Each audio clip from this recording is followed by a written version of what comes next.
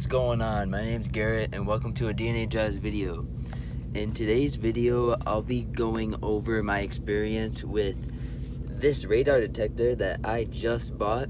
Now, today's Monday. I'm going to be installing this right now, and on Friday, I will come back and record an update on how it did throughout the week.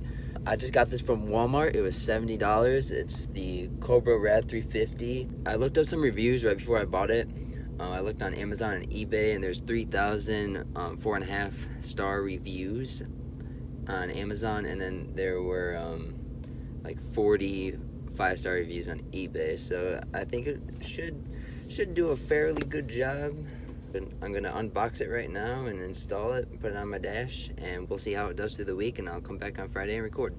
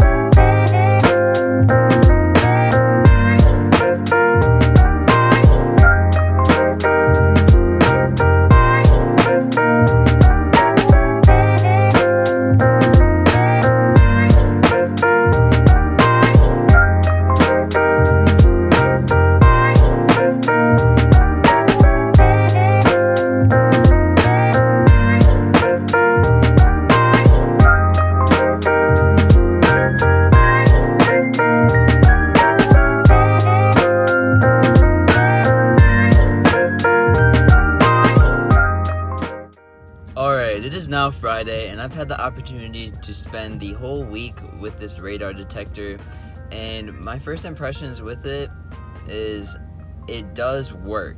However, there are some false readings that it does give out. It's a $70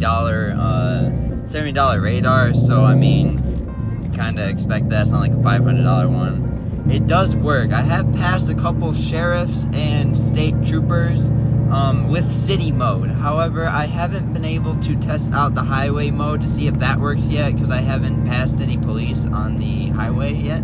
Overall, this is a good this is a good radar detector to get if you're looking to get something relatively cheap but with a little bit more higher of quality. If you found value in this video, please give it a like and subscribe to DNA Drives. My name is Garrett, and I have a 2012 Mustang 5.0, and along with the Mustang 5.0, we also film a lot of 300 SRT content. The other co-founder on the channel, Walker, he covers that.